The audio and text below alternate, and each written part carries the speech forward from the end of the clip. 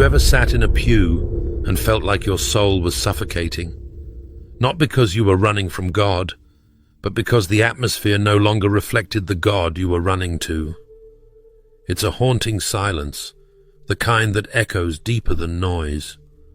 A room filled with worship, yet your spirit feels untouched. A sermon preached loud, yet your heart hears nothing. What's happening? Let me tell you something that may set you free. Spiritual discomfort is not always rebellion. Sometimes it's revelation. It's God awakening you to the truth that your season has shifted. There are moments when God stirs our spirit not to abandon the church, but to rise into something greater, into the church, the living body of Christ, beyond walls and routines. Like C.S. Lewis once said, there are far, far better things ahead than any we leave behind. And for some of you watching right now, what you're leaving behind is not faith, it's form. A form that has no power. Just like 2 Timothy 3 verse 5 warns us, having a form of godliness but denying its power. Have nothing to do with such people. That ache you feel in a crowded sanctuary, it might just be God's whisper growing louder in the silence, because his voice hasn't stopped. My sheep hear my voice, and I know them, and they follow me. Jesus said in John 10 verse 27. If you've been hearing that call, this message is for you. You are not alone. You're not broken. You're being invited into something deeper. Stay with me, because what's coming next could shift your entire walk with God. 1. The absence of authentic spiritual presence. You can feel when the spirit is missing, even if the songs are loud and the hands are raised. There's a moment quiet but unmistakable when your soul starts to discern the difference between emotional hype and true spiritual substance. Maybe you've been there. The worship team is hitting every note. The crowd is clapping. The lights are timed just right. But inside you feel hollow. Not because you're distant from God, but because the atmosphere, though well rehearsed, lacks the weight of his presence. It moves your emotions but not your spirit. And you wonder, is it me? No, friend. It's not just you. We live in a time where some churches have slowly drifted from being altars of encounter to stages of performance. It's not that passion is wrong, it's that passion without presence becomes entertainment, and entertainment can never substitute the holy fire of God. C.S. Lewis once wrote, "The devil's best trick is to convince you he doesn't exist, and one of his next best tricks, convincing the church to settle for a form of godliness that denies the very power it was built upon." That's why many of us walk in on Sunday morning and walk out still hungry, still searching, still dry. Real worship isn't about the volume of the music or the energy in the room. It's about whether the Spirit is truly present. Jesus made it clear in John 4 verse 4, God is Spirit, and his worshippers must worship in the Spirit and in truth. Truth can't be manufactured, and the Spirit cannot be mimicked. When he is there, you know. When he is not, no song can replace him. You didn't walk away from the church because you were offended. You left because your spirit craved the real, and all you were offered was a rehearsal. You began to notice that the preaching had charisma, but lacked conviction. That prayer had choreography, but no authority. That community looked full, but felt empty.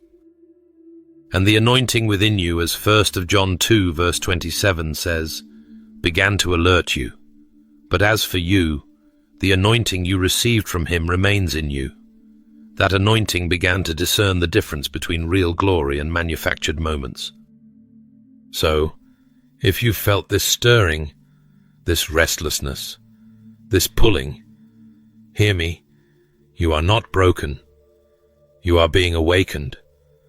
Awakened to the call of God that is louder than the microphone and deeper than the bass.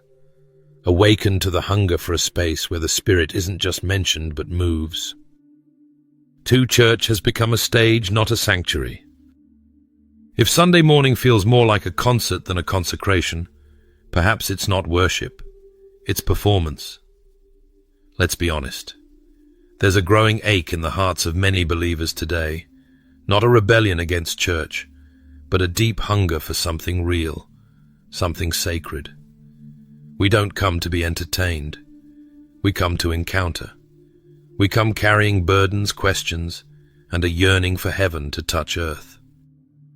But instead, in many places, we're handed lights, smoke machines, and a carefully crafted production that stirs the emotions but doesn't heal the soul. And it leaves us starving. We came for manna, but were handed candy. Sweet, yes, but lacking the substance to sustain us through the wilderness of life. The sermons sound good. The stories are relatable. The branding is flawless. But where is the brokenness? Where is the trembling before the Lord? Where is the reverence that reminds us that we're not just gathering to watch, but to worship the King of Kings? Isaiah 29 verse 13 speaks directly to this generation. These people come near to me with their mouth and honor me with their lips, but their hearts are far from me. Friends, this isn't just about modern music or stage design, it's about the heart behind it all. When the pursuit of relevance replaces the pursuit of righteousness, the church becomes a brand instead of a bride. And let's talk about the preaching. We're seeing more and more of what Paul warned about in 2 Timothy 4 verse 3-4. For the time will come when people will not put up with sound doctrine. Instead, to suit their own desires, they will gather around them a great number of teachers to say what their itching ears want to hear. We don't need more inspirational sound bites. We need holy fire. We don't need more polished presentations. We need prophetic voices. The subtle shift has happened. Reverence has been traded for relevancy. Conviction has been diluted for comfort. And in doing so, the church has aimed at earth, not heaven. C.S. Lewis warned us, aim at heaven, and you will get earth thrown in. Aim at earth, and you will get neither. When our gatherings become more about the experience than the encounter, we lose both.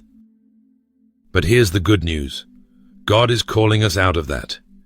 He's awakening a remnant that won't settle for surface-level Christianity. If you feel that stirring in your spirit, you're not crazy. You're being set apart. You're being invited into a deeper place. You're being called to be part of a church that doesn't need a stage to shine, but a surrendered heart to burn. So if you've sat in those pews and quietly wondered, is there more? Yes, there is.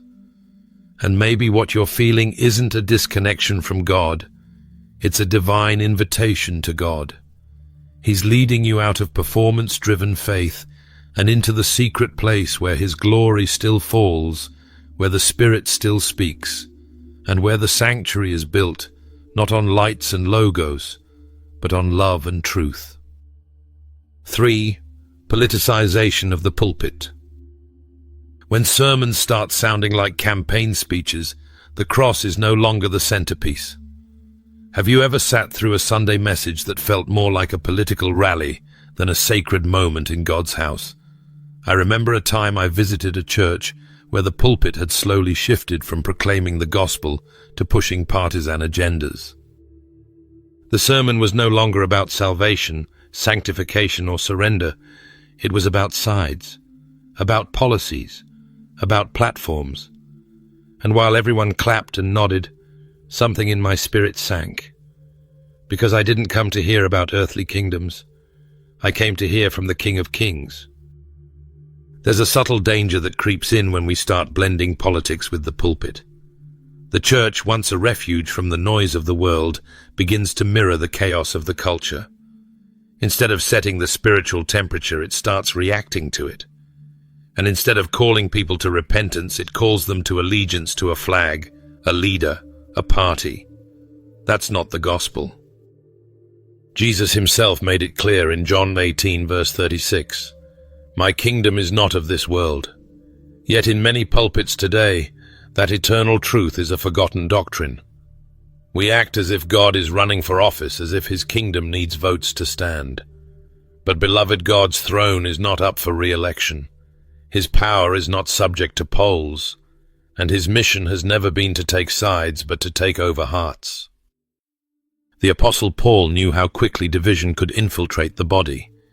In 1 Corinthians 1 verse 10, he pleaded, "I appeal to you, brothers and sisters, that there be no divisions among you, but that you be perfectly united in mind and thought."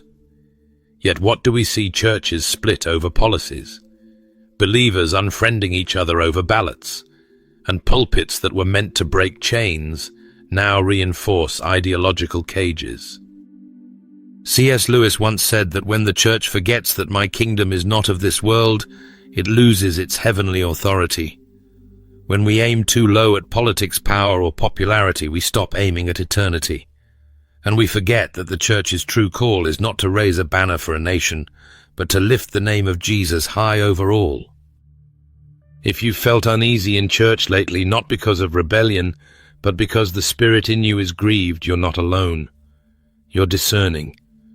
And maybe, just maybe, God is calling you out of political noise, out of religious confusion, and into a place where His Word is the only agenda and His love the only platform.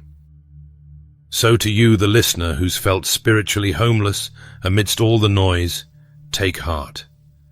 The voice of the shepherd still calls above the clamor. He's still gathering his remnant, not around a cause, but around a cross. And the kingdom he's building isn't swayed by the systems of man, but anchored in unshakable truth. 4. False teachings and doctrinal compromise. A diluted gospel may soothe the ears, but it starves the soul. Some of you watching today have sat in churches where the message sounded good, polished, professional, even inspiring. But when you left, something was missing. Not because the preacher lacked charisma, not because the building lacked beauty, but because the word lacked truth. You felt encouraged, but not convicted. Entertained, but not transformed. You heard about breakthroughs and blessings, but not about repentance or righteousness. You were given sugar when your soul needed substance. There is a deep danger when the church exchanges truth for trend, when the gospel is reshaped to fit human comfort rather than divine command. In many places today, the prosperity gospel and motivationalism have taken the throne. These messages promise wealth, success, and ease, all tied up with a bow of spiritual language.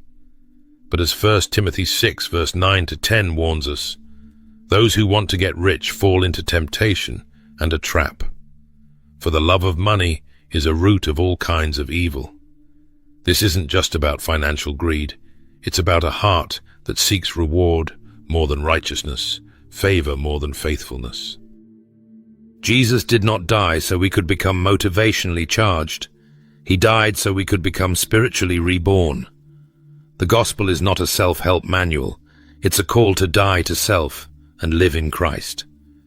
And when that message is watered down, souls go thirsty.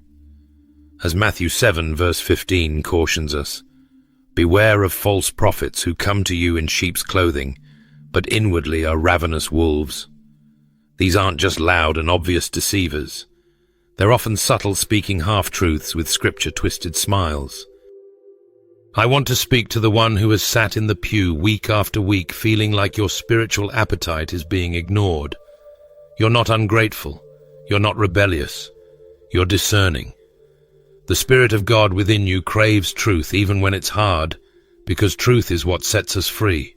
Not comfort, not convenience, not catchy quotes. Like C.S. Lewis once said, God cannot give us happiness and peace apart from Himself, because it is not there. If we try to have joy without Jesus, or peace without purity, we end up chasing shadows that leave us in darkness. Not all sugar is sweet. Some teachings feel good in the moment but poison the soul over time. You were created to feast on the fullness of God, not nibble on hollow words that leave you spiritually starving. The Lord is calling you higher, not to abandon His church, but to seek it in spirit and in truth.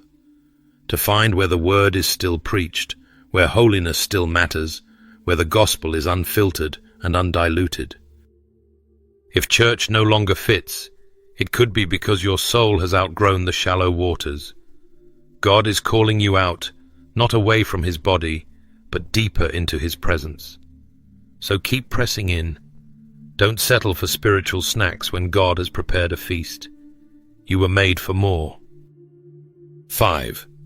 Worship is not confined to buildings. If your deepest spiritual moment happens in the quiet of your room, not under the steeple, perhaps God is telling you something. There comes a moment in the journey of faith when you begin to realize that the presence of God is not confined to stained glass windows or wooden pews. It isn't restricted by the sound of a choir or the structure of a Sunday service. Sometimes your holiest encounters with the Lord happen not in a sanctuary, but in solitude. Not beneath a pulpit, but beneath the weight of his glory in your bedroom, your car, your prayer closet, or during a walk at dawn when the world is silent, but his voice is loud. Jesus himself taught us this. He shattered the notion that the sacred must be stationary. In Matthew 18, verse 20, he said, "For where 2 or 3 are gathered in my name, there am I with them." That's not just a poetic phrase, that's a promise. His presence is not dictated by geography, but by hunger. Not by ornate buildings, but by open hearts. And in Acts 17, verse 24, we are reminded that the God who made the world does not live in temples built by human hands. He is bigger than architecture. He is not limited by our locations, our schedules, or our traditions. There's a rising movement of believers who are beginning to feel this deeply. Prayer meetings in living rooms, communion shared over kitchen tables, worship echoing in backyards under stars without stage lights or microphones. These aren't random trends, they're divine nudges. The Lord is shifting the church back to the essence intimacy with him. It's not rebellion, it's return. C.S. Lewis once said, "If we find ourselves with a desire that nothing in this world can satisfy, the most probable explanation is that we were made for another world." Sometimes that includes a worship experience that cannot be boxed into bulletins or confined to cathedrals. It's something raw, unfiltered, unshakable. And maybe you've felt it too. You sit in a church service, but your spirit doesn't stir. Yet when you're alone with God, tears fall, chains break, and peace flows like a river. That's not a mistake, that's a message. Friend, don't ignore that holy pull. Don't feel guilty for craving more than what tradition offers. God is not calling you out to leave him. He's calling you out to find him in a deeper, more personal way. He's not asking you to forsake community, but to remember that he is the center of all worship, not the building, not the platform, not the program. Wherever you go, carry that fire. Worship at your sink, your desk, your steering wheel. Build an altar in your home. Let your car become a tabernacle. Let your bedroom floor be a holy ground, because where your heart turns to him, that place becomes a temple. 6. Loss of genuine community and Christ-like connection. The early church broke bread together. Today's church hands you a bulletin and a smile. There's a sacred ache rising in many hearts today, a longing not just for truth in teaching, but for authenticity in fellowship. Have you felt it? That hollow feeling after the final benediction, when you step out of a building filled with people, but feel emptier than when you walked in. That isn't drama, that's discernment. God created us not only to worship him in spirit and truth, but to walk with one another in genuine Christ-centered connection. But somewhere along the way, spiritual families began to fade into spiritual transactions. We see it now, pastors acting more like CEOs, members feeling more like clients, and ministry becoming a brand rather than a body. The heart of the gospel, selfless love, unity, shared burdens, has been buried under strategy meetings and growth models.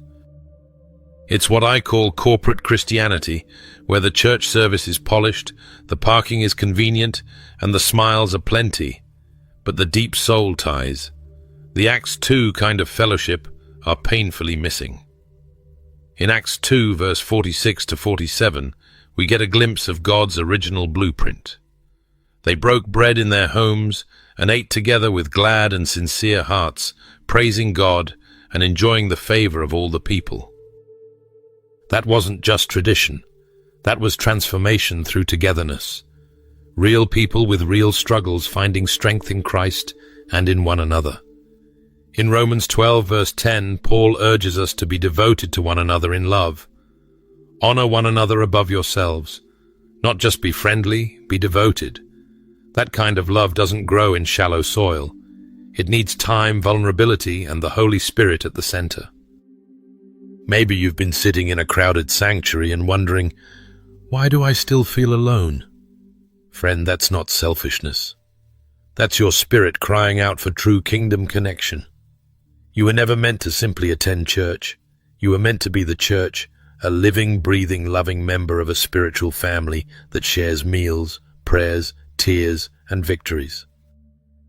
And it's happening again quietly, beautifully. Across living rooms, coffee shops, and back porches, believers are gathering again in smaller circles. Not to consume content, but to contend for one another. Not to be impressed by a preacher, but to be inspired by Christ living in each other.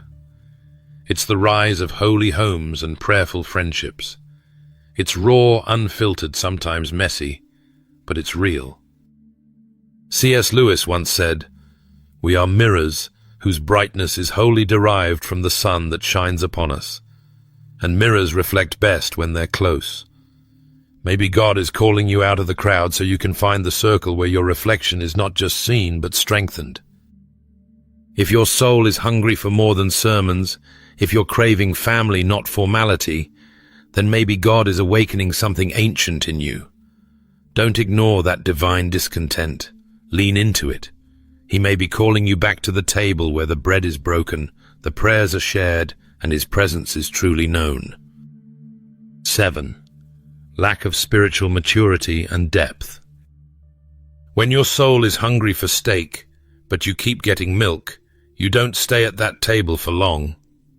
There comes a moment in every believer's journey when shallow no longer satisfies. When recycled sermons, surface-level conversations, and feel-good phrases fall short of the depth your soul is crying out for. If you've been feeling that tension, that restlessness, that holy discontent, it's not rebellion. It's a divine hunger. It's your spirit, longing for more than the milk of the word. It's your spirit reaching for solid food. Hebrews 5, verse 12 to 14 lays it out with sharp clarity. Though by this time you ought to be teachers, you need someone to teach you the elementary truths of God's word all over again. You need milk, not solid food. There is a difference between being fed and being fulfilled. You can sit through dozens of sermons and still feel like you're spiritually starving if the nourishment lacks depth, challenge, and truth. And maybe that's you. You don't want motivational talks anymore. You want transformation. You don't want comfort that keeps you stagnant. You want conviction that shapes you. You're not looking for entertainment, you're looking to encounter the Holy One.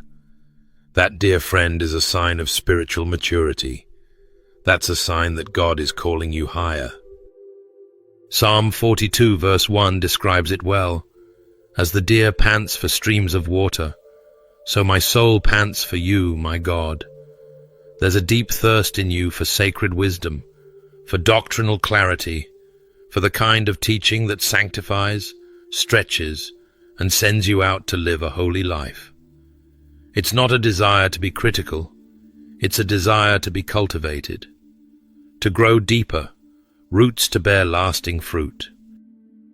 But sadly, many churches today settle for spiritual pacifiers. They avoid hard truths to avoid offense. They preach comfort but ignore consecration. They swap out repentance for relevance. And those who are earnestly seeking God find themselves sitting in pews with full notebooks but empty hearts. C.S. Lewis once said, "If you look for truth, you may find comfort in the end. If you look for comfort, you will not get either comfort or truth. Truth is not always easy, but it's always necessary. And deep down you know that. That's why you've stayed hungry. That's why even when you're disillusioned, you still seek.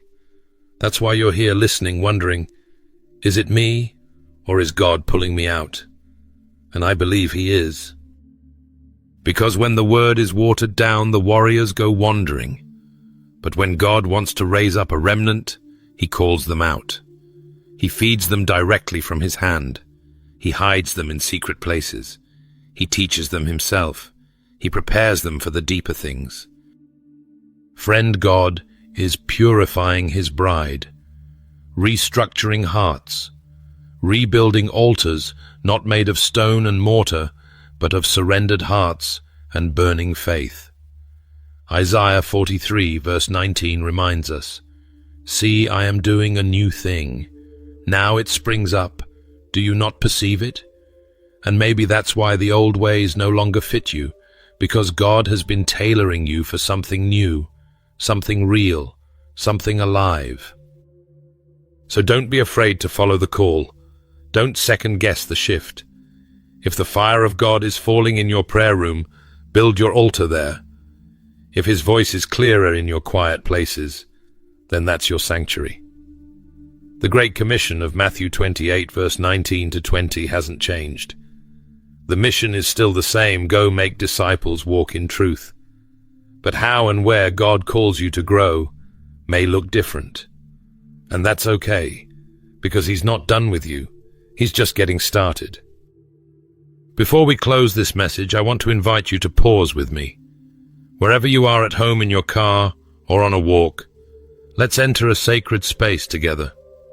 Let's lift our hearts to the One who sees beyond buildings, beyond labels, beyond tradition. Join me now in a time of honest, fervent prayer. Heavenly Father, we come before you today, not with perfect words or rehearsed phrases, but with hearts wide open. Some of us are weary, some confused, others awakened, but all of us are seeking you. Lord, you know every soul listening right now. You know the silent wrestlings, the secret frustrations, the sacred longings buried deep. We thank you, Father, that you are not confined to walls or stained glass. You meet us on mountains, in valleys, in quiet rooms and crowded streets. You are the God who walks with us when we don't have the language to explain what we're feeling. You are the stillness in our storms and the whisper that stirs our soul when everything around us seems loud and hollow. Lord, we feel the shift. We sense that you are stirring something new in our hearts. And while it's not always comfortable, we trust that it's holy. When we find ourselves no longer fitting where we once flourished, remind us that it's not failure, it's formation. You are shaping us, stretching us, calling us out from comfort into consecration.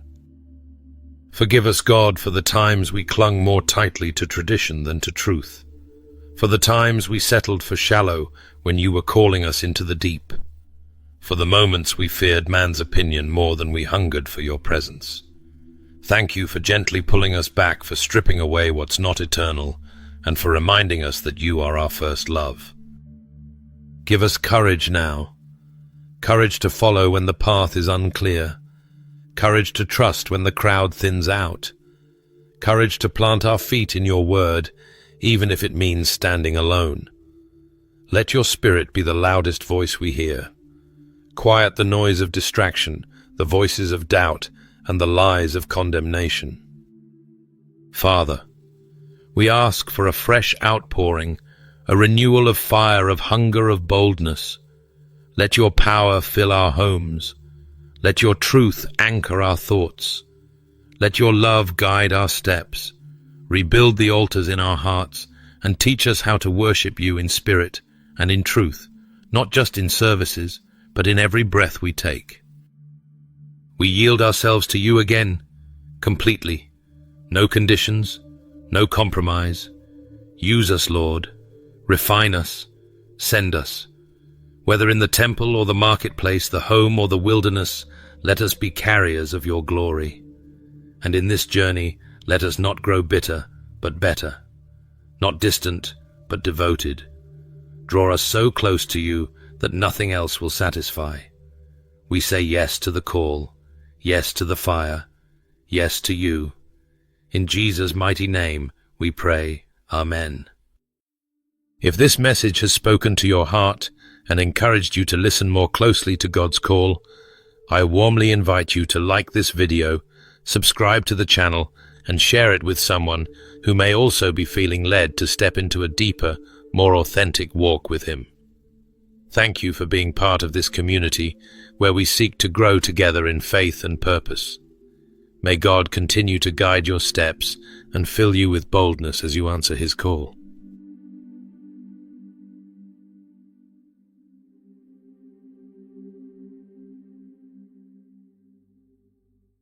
Imagine a person so unlike anyone you have ever encountered, a being whose presence stirs something deep within you. They may seem peculiar, evoke discomfort in others, and yet possess an undeniable ability to see through the illusions of life. These individuals are known as earth angels. As C.S. Lewis once observed, what you see and what you hear depends a great deal on where you are standing. It also depends on what sort of person you are. In the grand and intricate tapestry of our existence, earth angels stand out as the threads that shimmer differently, refusing to blend in, challenging perceptions, and drawing us toward a deeper understanding of the divine human experience. Earth angels often occupy a unique place in society, misunderstood and mischaracterized as the black sheep of their families, the outsiders in their communities. But they are far more than outcasts. These individuals are deeply rooted in biblical prophecy, with origins tied to the ancient scriptures. In the book of Jeremiah, a prophecy speaks of the first fruits, the 144,000 children of Israel, described as the chosen ones of God's harvest. Earth angels are believed to be the living fulfillment of this prophecy, reincarnations of ancient souls, born anew to a world struggling to recognize their purpose and significance.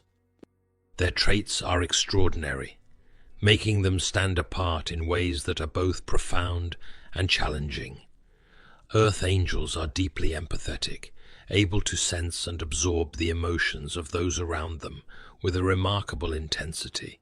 This extraordinary gift, while beautiful, can become a heavy burden, leaving them feeling isolated and often misunderstood. Yet their unique abilities extend beyond empathy. They are gifted with spiritual sight, the ability to see beyond the masks people wear, to perceive the raw essence of a person's truth. This spiritual insight often makes others uncomfortable, as earth angels reveal truths that most would prefer to keep hidden. Even in their isolation, earth angels embody strength and individuality. They refuse to conform to societal norms or follow the crowd, walking a path uniquely their own. As C.S. Lewis wisely said, integrity is doing the right thing, even when no one is watching. They feel a natural aversion to the hive mind mentality that so many fall into, finding instead a sense of purpose in their divergence from the masses. This refusal to conform often makes them targets for ridicule and misunderstanding, but it also underscores their resilience and unwavering integrity. These individuals carry more than their spiritual gifts. They embody ancient wisdom encoded in their very beings. They are old souls, bearers of divine DNA, remnants of celestial lineage. They often find themselves marginalized and misunderstood, but in their solitude they uncover their greatest strength. In their difference, they discover their true purpose, and in their adversity, they find the courage to embrace who they truly are. Yet the path of an earth angel is not an easy one. It is fraught with challenges, both visible and invisible. These chosen individuals face relentless opposition from dark forces that seek to suppress their gifts and hinder their mission. Mockery, ostracism, and unimaginable hardships are common experiences for them. But why? Why do earth angels face so much resistance? It is because they are destined for something far greater than the ordinary.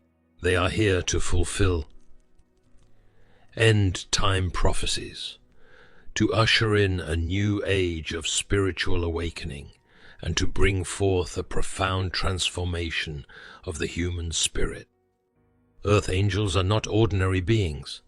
They are set apart by divine design, marked for a destiny that transcends the confines of the material world. Draped in mystery, these individuals defy categorization, refusing to fit neatly into the societal roles and expectations placed upon them. They are loners, often labeled as outcasts, but their solitude is not a curse. It is a sanctuary where they connect with their divine purpose and draw strength from within. Their gifts go beyond the surface. Earth angels possess an ability to perceive the reality behind the facade, to uncover the truth hidden beneath charm and pretense. This ability often unnerves those around them, not because earth angels seek to expose, but because their very presence serves as a mirror, reflecting the world as it truly is. The journey of an earth angel is one of trials and tribulations, but it is also one of unparalleled significance. They are constantly pursued by forces that seek to extinguish their light and silence their truth. Yet they endure. Their strength lies in their understanding that their purpose is greater than their pain, that their mission transcends the challenges they face.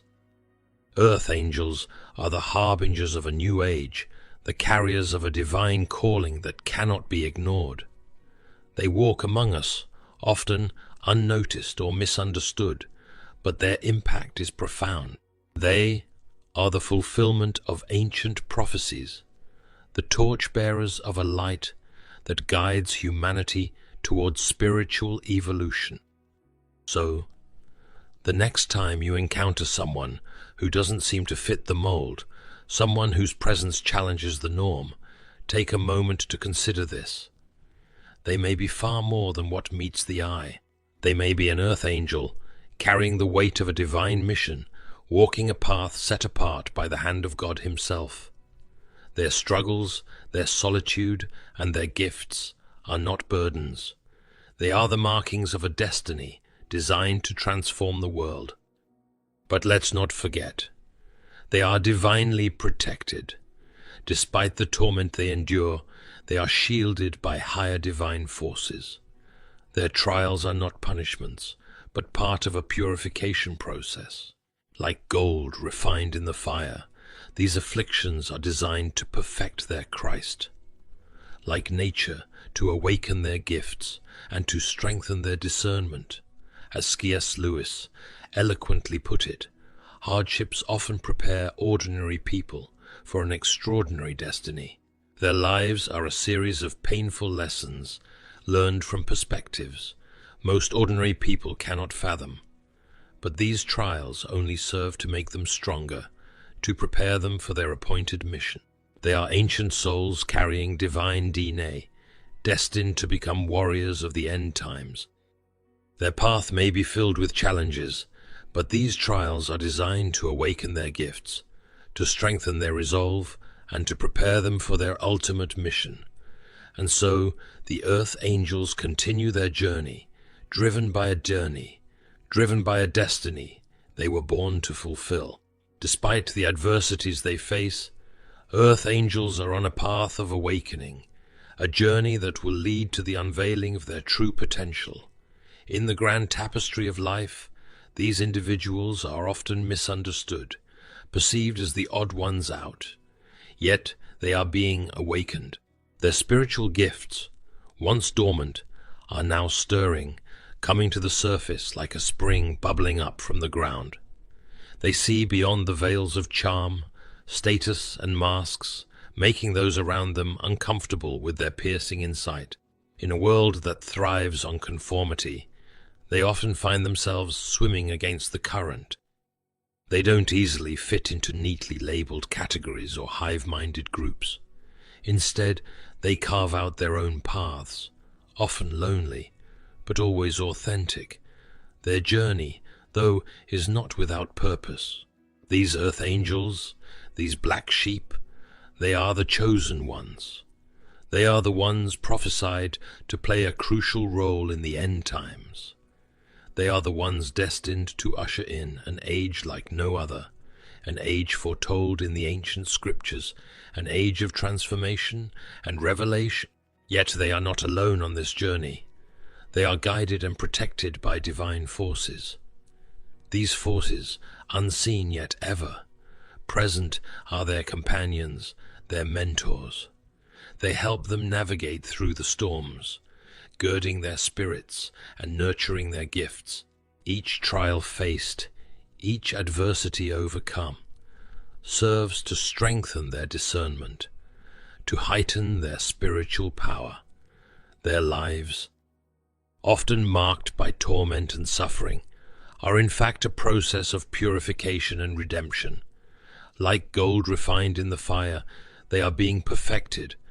The forces of darkness may try to suppress them, to lead them astray, but they stand strong, their resolve unyielding. As C.S. Lewis beautifully expressed, there are far, far better things ahead than any we leave behind. Behind the scenes of your daily lives, earth angels are fighting a battle between light and darkness, truth and deception. You, brave warriors, are not clad in armor. You don't wield physical swords. Your battle is not of this world, but within the realms of the unseen, the spiritual plane. Each day, you, chosen ones, face a relentless barrage of attempts to suppress your divine essence. Dark forces strive to drown your light, to muffle your truth, to steer you off the path you were born to tread. You are subjected to mockery, ostracism, and abuse in all forms. You are the targets of psychological warfare designed to make you question your purpose, to silence your voices, to shut you down, and to bury your spiritual gifts. But let's not forget, you earth angels are not ordinary beings. You are ancient souls, carriers of divine DNA. You were born with a destiny, a mission that you are determined to fulfill, no matter the cost. These relentless challenges, these unusual torments, are not your downfall. Instead, they serve as catalysts, awakening you, spurring you on to greater strength, sharper discernment, and deeper power. In this unseen battle, you earth angels are not alone. You are divinely protected, guided and trained by higher forces. The very trials designed to crush you are used to refine you, to perfect your Christ. Like nature, your pure hearts. Like nature, your pure hearts. The afflictions that you endure are not just tests, but the finest training known to mankind, preparing you to be the warriors of the end times.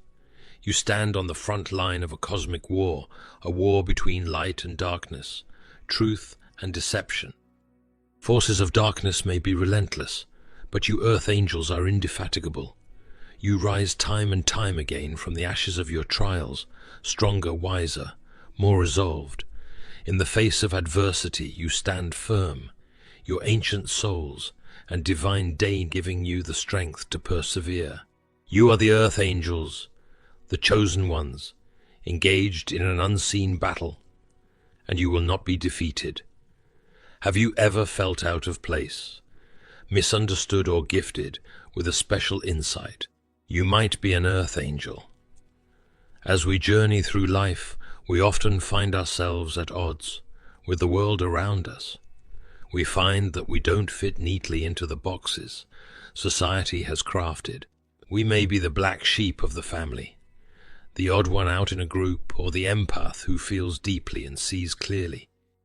If you've ever felt a profound disconnect from the hive-minded mentality an irresistible urge to walk against the crowd, or an uncanny ability to see beyond people's masks, then you could very well be an Earth Angel.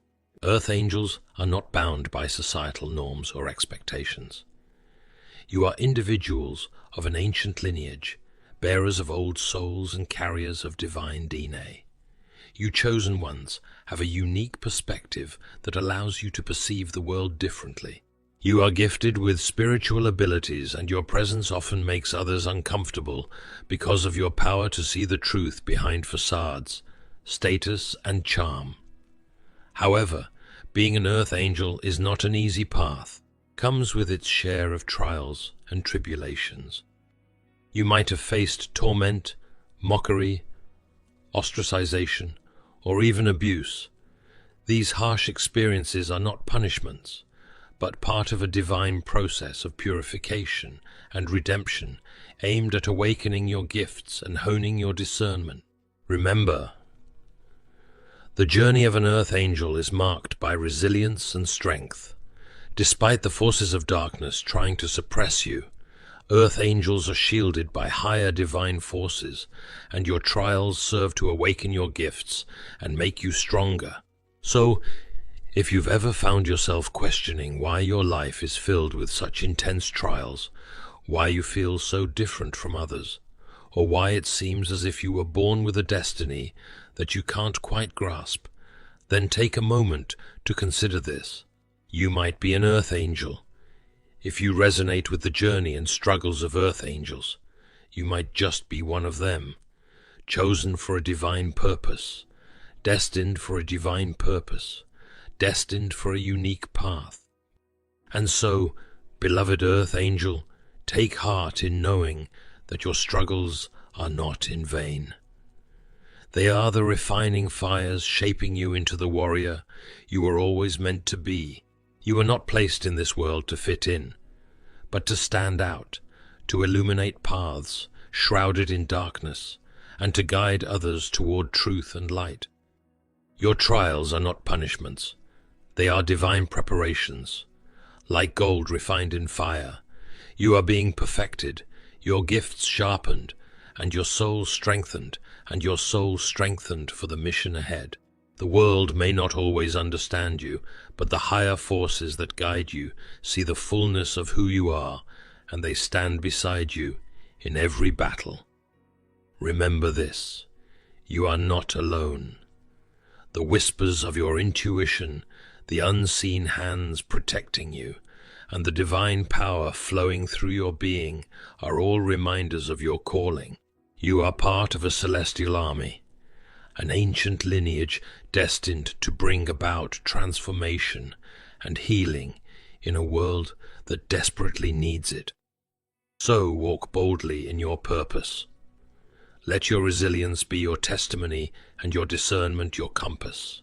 For you, Earth Angel, are not just a bearer of light. You are the light, and no darkness, no trial, and no force can extinguish the divine fire that burns within you.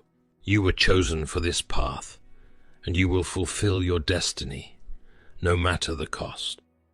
Take courage, for your mission is not just a challenge, but a sacred calling. Stand firm, and let the world see the power of an awakened soul, walking in divine purpose. You are an Earth Angel, chosen, cherished, and unstoppable.